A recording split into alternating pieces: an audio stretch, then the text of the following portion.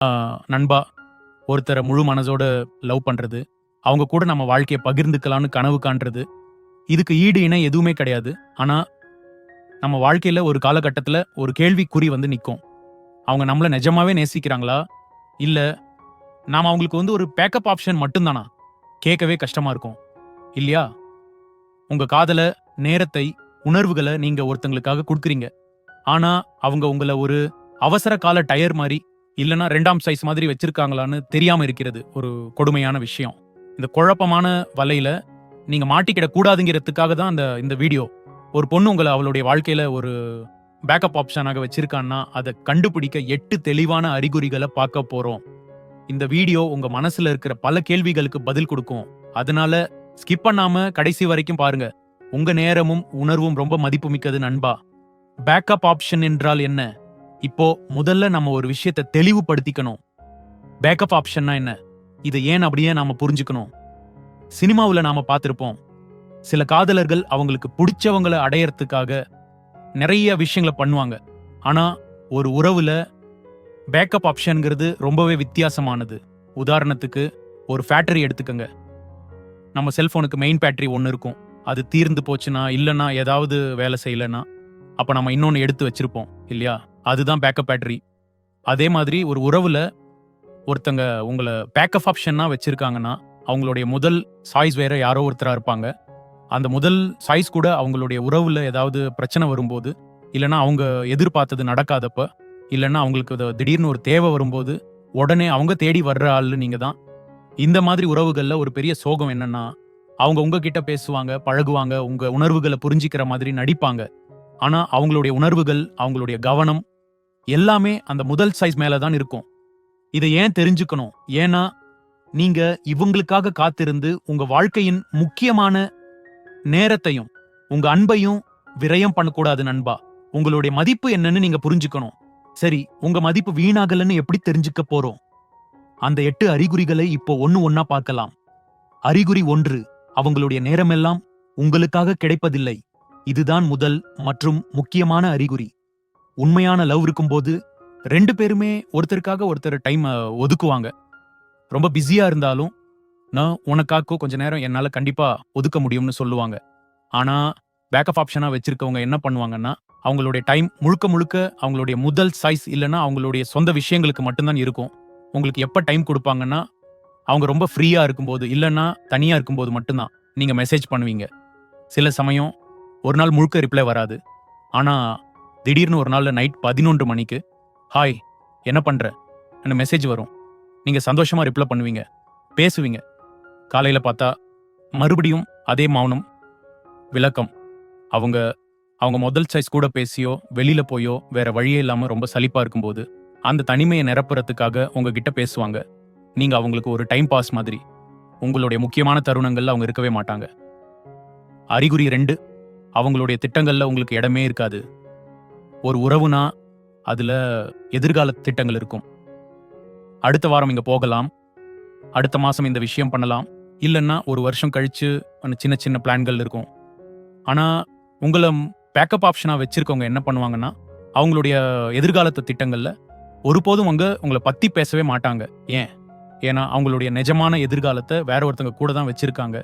உங்ககிட்ட பேசும்போது எல்லாமே இப்போதைக்கு, இன்னைக்கு மட்டும்னு தான் இருக்கும்.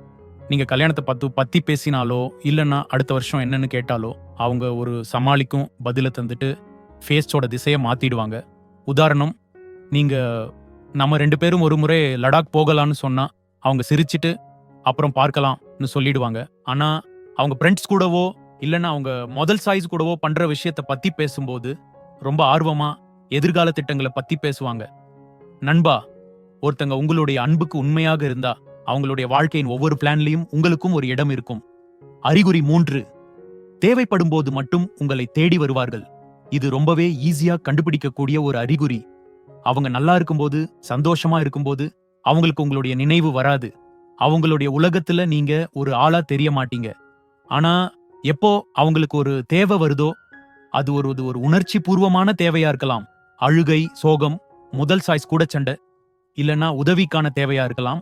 பணம், வேலை, ஒரு அவுட்டிங். அப்ப மட்டும் அவங்க உங்கள கால் பண்ணுவாங்க. எல்லா பிரச்சனைகளையும் உங்ககிட்ட சொல்லுவாங்க. நீங்க ஒரு கவுன்சிலர் மாதிரி ஆறுதல் சொல்லுவீங்க, அவங்களுக்காக உதவி பண்ணுவீங்க. ஆனா அவங்களுடைய பிரச்சனை முடிஞ்ச உடனே அவங்களுடைய வாழ்க்கையில இருந்து மறுபடியும் காணாம போயிடுவாங்க. ஒரு மினி ஸ்டோரி சொல்றேன் கேளுங்க. என் ஃப்ரெண்ட் ஒருத்தர் இருந்தாரு. அவர் பேரு ஃபாலா. ஒரு பொண்ணை காதலிச்சாரு. அந்த பொண்ணுக்கு ஒரு பையன் கூட பிரச்சனைனா மட்டும் ராத்திரி 2 மணிக்கும் பாலாவுக்கு கால் வரும். பாலா அவங்களுக்காக ஓடி போவாரு, சமாதானம் செய்வாரு. ஆனா காலையில அவங்க சந்தோஷமா இருக்கும்போது பாலாவுக்கு ஒரு மெசேஜ் கூட வராது. பாலா கிட்ட நான் கேட்டப்போ அவளுக்கு நான் மட்டும்தான் துணையா இருக்கேன்னு சொன்னாரு. ஆனா நிஜம் என்னன்னா அவளுக்கு துணையா வேற யாருமே இல்லாதப்போ பாலா ஒரு எமோஷனல் டஸ்ட் பின்னா பயன்படுத்தப்பட்டாரு. நீங்க யாருடைய உணர்ச்சி பூர்வமான குப்பை கூடையாகவும் இருக்கக்கூடாது நண்பா.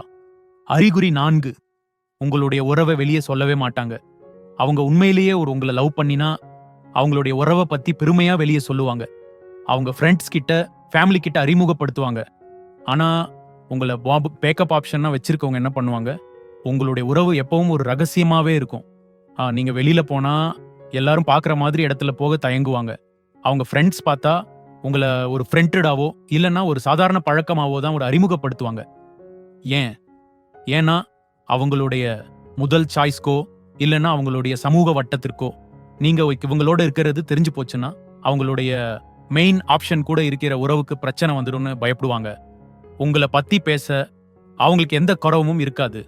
விளக்கம், அவங்க உங்களை அவங்களுடைய உண்மையான காதலர்னு நினைச்சு சந்தோஷப்படுவாங்க. ஆனா நீங்க அவங்களுக்கு ஒரு ஹைட் அண்ட் சீக் பார்ட்னர் மட்டும்தான். ஒரு ரகசிய உறவை மெயின்டைன் பண்றாங்கன்னா நீங்க அவங்களுடைய உண்மையான சாய்ஸா இருக்க வாய்ப்பே இல்லை. அறிகுறி 5, அவங்களுடைய பேச்சு எப்பவும் சுயநலமாக இருக்கும். உண்மையான உறவில் பேச்சு என்பது இரு வழிப்பாதை. ஆனால் உங்களை பேக்கப் ஆப்ஷனாக வைத்திருப்பவர்களின் உரையாடல்கள் எப்போதும் அவர்களை சுற்றியே இருக்கும். அவர்களுடைய நாள், அவர்களுடைய சாதனைகள், அவர்களுடைய உணர்வுகள், அவர்களுடைய பிரச்சனைகள், இதை பற்றி மட்டுமே பேசுவார்கள். நீங்கள் உங்கள் வேலையை பற்றி பெருமையாக பேசினாலும் கேட்க பொறுமை இருக்காது. நீங்கள் ஒரு சோகமான விஷயத்தை பகிர்ந்தால் உடனே அதை தங்கள் சோகத்துடன் ஒப்பிட்டு தங்களுடையதுதான் பெரிய பிரச்சனை என்று பேச்சை மாற்றிவிடுவார்கள். உங்கள் கனவுகளை பற்றி பேச ஆரம்பித்தால் சில நிமிடங்களிலேயே சரி விடு, அதெல்லாம் அப்புறம் பேசலாம் என்று கூறி அவர்களுக்கு பிடித்த விஷயத்துக்கு வந்து விடுவார்கள். அறிகுறி 6, உங்களுக்கு நிலையான முக்கியத்துவம் தரவே மாட்டாங்க. இது கொஞ்சம் கஷ்டமான ஒரு அறிகுறி.